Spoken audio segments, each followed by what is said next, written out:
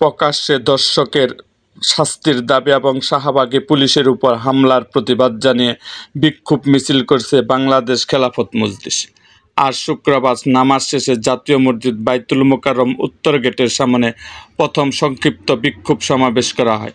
এরপর রাজধানীর পল্টনে বিক্ষোভ মিছিল করেছে মুসল্লিরা। বিক্ষোভ মিছিলকে ঘিরে পল্টন ও বাইতুল মোকাররমের আশপাশ এলাকা নিরাপত্তার চাদর ঘিরে রেখেছে আইনশৃঙ্খলা রক্ষাকারী বাহিনী।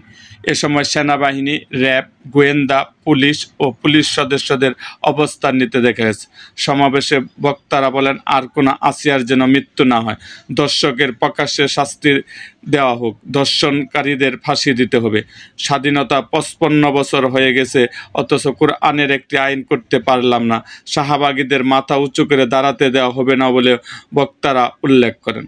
এ সময় বিক্ষোভ মিছিল তাদেরকে ফাঁসি দে, দর্শককে ফাঁসি দে, রশি লাগলে রশি নে, দর্শককে ফাঁসি দে, দর্শকের জায়গা বাংলাদেশে হবে না ইত্যাদি স্লোগান দিতে দেখা গেছে। এরকম আরও ভিডিও পেতে এবং রাজনৈতিক অঙ্গনের নানা ঘটনা ও ইতিহাস জানতে আমাদের মুক্তাগাছার ইতিহাস মিডিয়া ইউটিউব চ্যানেলটিকে সাবস্ক্রাইব করুন এবং পাশে থাকা বেল আইকনটি বাজিয়ে দিন।